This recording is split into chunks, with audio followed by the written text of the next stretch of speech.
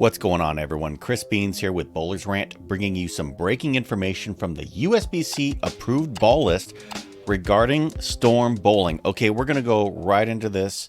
As of today, March 14th, 2022, the USBC has revoked certification of the Storm Spectre bowling ball. Okay, and this happened this morning. I would have done this video a lot earlier, but like everybody else, I have a day job and my phone has been blowing up.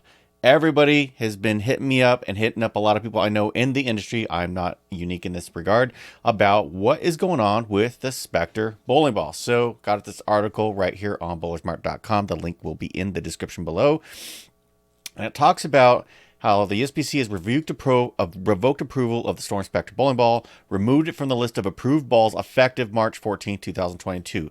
This revocation came after the USBC determined through its spot checking procedures, I'm going to talk about that in a minute, that a significant percentage of balls produced do not comply with specifications and requirements outlined in the USBC Equipment Specifications and Certifications Manual. Say that 5 times fast.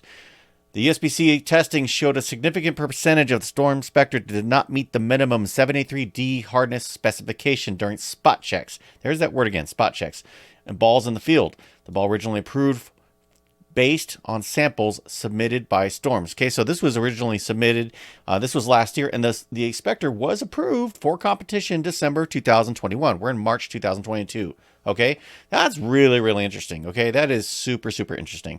USBC Equipment and Specification Certification Manuals details USBC governance in this situation. The manual states that a statistical analysis from spot check balls will be used to determine percentage of non-conformance based on DPMO. That means defects per million opportunities. The manual further states ball approval can be revoked if the process capability shows the model greater than 5% defects, 50,000 out of 1 million defects per million opportunities outside of any spec limit. I don't really know what that means, because how do they say defect per million opportunities? And I'm thinking this has to do with some kind of calculation with the bowling ball, because there's not a million Spectres out there. We know that, right? No one's made 1 million Spectre bowling balls. If they did, then Storm would be raining from the sky, because stocks would be up because they sold a lot of bowling balls, and that just did not happen with this ball.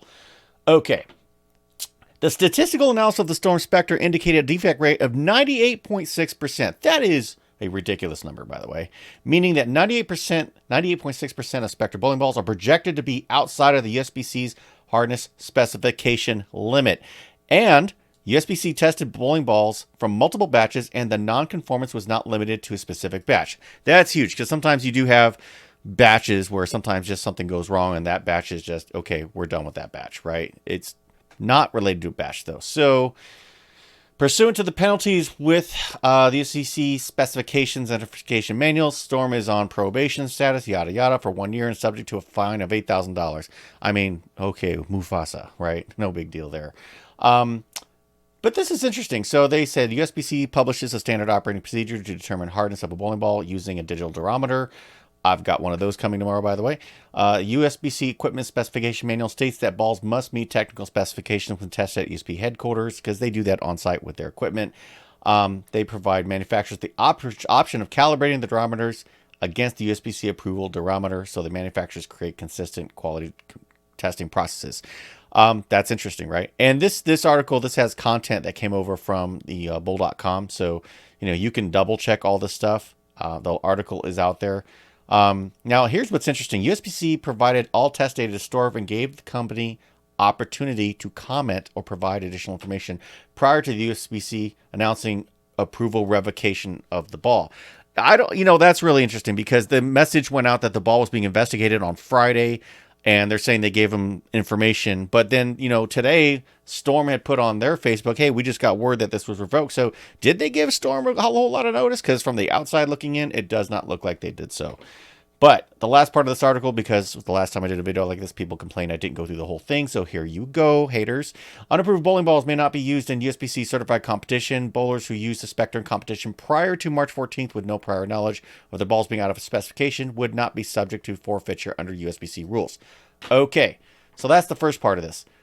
Second part is, here is the announcement that went out 8 hours earlier, and this was just highlighting that, hey, these balls don't meet the minimum 73 to hardness specification for all the things I just went through. But again, they said they've got this defect rate of 98.6%. Okay, 98.6%.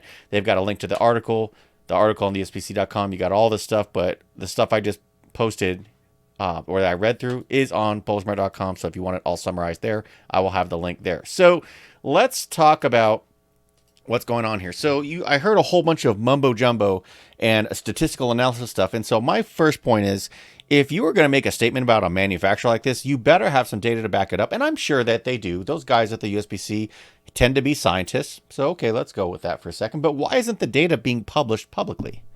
Why can't everybody independently look at this stuff, right? And what are these spot checks they're doing, right? I said they've got some process for that. I'm not going to go digging on the internet to learn how they do spot checks, but I would hope that if they're going to cite a process like that and that there's documentation about it, they should probably put something out there so everybody can look at that and understand what they're talking about. Because right now, these articles that the US and the information the USBC is putting out, it just kind of feels like hearsay. Like, hey, we came up with this and this is what it is, and this ball is soft and we use these techniques and these processes and kind of blah, blah, blah. And I'm not sure that that's adding a ton of value or clarification for people who spent their very well hard-earned money on this bowling ball, which, by the way, is a fantastic looking bowling ball. It looks good. It smells good. Apparently, it rolls really good. So good that it was soft and now declared illegal.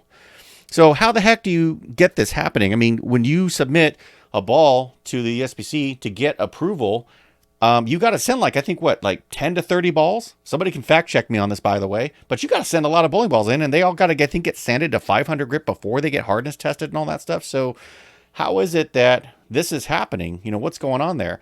And of course, a lot of people have been asking, Beans, what's going on? Are they gonna, did I waste my money? Storm just put out something out there, and they said they're gonna stand behind all their bowling balls. There's going to be a process coming. So I'm not really terribly worried about that, but it just seems like this whole thing is just completely blindsided the bowling community. And then the rumor is, the second piece of this is that they're looking at other bowling balls, right? So you have the issue of, they were looking at the hammer bowling balls for a while, right? So there was the whole Sean Rash incident. And the funny thing about that is that he won, and I think he was throwing, someone can fact check me this, I think he was throwing a Spectre on the show when he was upset about, the urethane thing, right? So now the Spectre's in play, and I've heard some people tell me they're looking at some of the other Storm bowling balls. So do they need to look at all the manufacturers, right? Which bowling balls are soft, which ones are not? And if they do, well, then what's the deal with the certification process? What's going on there? Is there a problem with the certification process? Because how do you go through 30 bowling balls and then 3 months later, oh, everything's out of specification? That just doesn't pass the smell test. To me, at least. I tend to think of myself as a pretty smart and reasonable guy, but what does that sound like to you guys? Do you guys feel like there's a problem here? Do you guys feel like, is there an issue with the manufacturer? Is there an issue with the product? Is there an issue with the process? Typically when I look at companies and there's problems, they always revolve around people, process, and technology, right? So you have a technology problem, you have a process problem, or maybe you have a people problem where somebody's not doing something right. I don't know the people that work at the USBC, so I'm not going to accuse anybody of anything. But companies sometimes have lots of processes, especially if they've been around for 100 years, because they tend to not want to change their ways. Or maybe there's some technology issues there where they look right in one area, but then they get shipped to the manufacturer and they don't look right somewhere else. So it's really going to be interesting to see what comes out of this. And are there going to be other bowling balls they're going to be looking at? I've had people messaging me all day about stuff that they're looking at. Claims of the Zen, claims of the UFO alert, claims of the IQ2. All of them are baseless, and I disavow any of those things as facts until somebody can show me that there is evidence that they're looking at any other bowling balls, because right now it's all hearsay. I just want to put that out there right now. I am not aware of any factual evidence of additional bowling balls being looked at, but people have been messaging me about it. And so sometimes where there's smoke, there's fire. Are they going to be looking at other stuff? I'm sure we're going to be finding out really, really soon. And if you are out there and you know about, for a fact, if you know about other balls being looked at, I'd like to talk to you. I'd like you to drop me a comment, get a hold of me, get me on Facebook, let me know. Love to continue that conversation. So that's what we got for today. Want to let everybody know that is what's happening. Link is in the description, and drop me a comment. Let me know. Let's continue the conversation. More updates are coming. And until then, bow well.